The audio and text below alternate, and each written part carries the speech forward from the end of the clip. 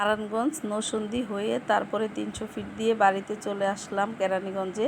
আসলে 300 ফিটের ভিডিওগুলা মানে কি বলবো, এত সুন্দর ছিল রাস্তাটা, তো ভিডিও না করে পারলাম না। আর পরপর উপর দিয়ে মনে করেন অনেকগুলা ব্রিজ ছিল, তো ব্রিজের ভিডিওগুলা আমি পরিষ্কারভাবে মানে লাইটের আলোর জন্য দেখা যায়নি। এত লোক ছিল ব্রিজের উপরে, কি বলবো। আর চারপাশটা খুবই সুন্দর লাগছিল। আমি প্রথম 300 ফিট দিয়ে আসলাম, মানে এত সুন্দর জায়গাটা। আর রাত্রেবেলা কি বলবো, লাইটগুলো জ্বলছিল চারদিক থেকে, মনে হচ্ছিল আমি উপরে ছিলাম আর আকাশে, আর নিচের হচ্ছে আলোগুলো জ্বলছিল। সেই ভিডিওগুলোও করছি, আপনাদেরকে দেখাবো আস্তে আস্তে। তো এটা হচ্ছে একটু লং করে আনছি ভিডিওটা। এই যে দেখুন উপরে ব্রিজ, তো এরকম মাথার উপর দিয়ে পরপর অনেকগুলো ব্রিজ এক এক পর একটু পরপর আর কি দেখছিলাম। এত ভালো লাগছে কি বলবো।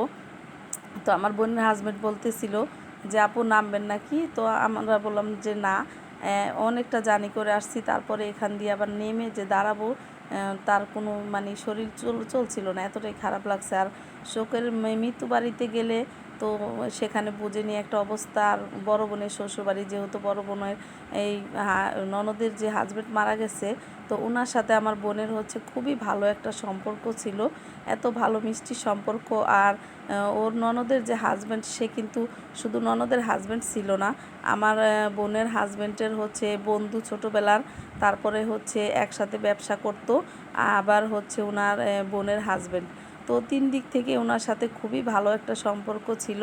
তো সেই মারা যাওয়াতে আমার বোনের হাজব্যান্ড কিছুতেই সেটা মেনে নিতে পারছে না। তো দুলাভাই কিন্তু সারা রাত বসে বসে কান্না করছিল, আমিও সাথে বসেছিলাম, একটু ঘুম আসেনি, সারা রাত অঘুমা ছিলাম। তো সেই সব কিছু মিলিয়ে শরীরটা এত খারাপ লাগছিল কি বলবো। আর গাড়ির ভিতর দিয়ে আসছি তখন একটু ঠান্ডা বাতাস লাগছে, অনেক ভালো লাগছিল।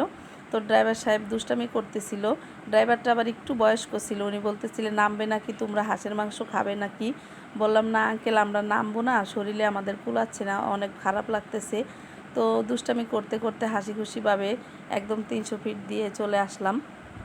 তো আমার বোনের হাজব্যান্ডকে দিয়েছিলাম, দেখুন এই যে বাইকগুলো এত স্পিডে মানে ওরা চালায়, কি বলবো। তো অনেক জোরে বাইক চালিয়ে আসছিল। আর এই যে 2টা বাইক পরপর ছিল, তো এই ছেলেটা আমি ভিডিও করতেছিলাম হাত দিয়ে, মানে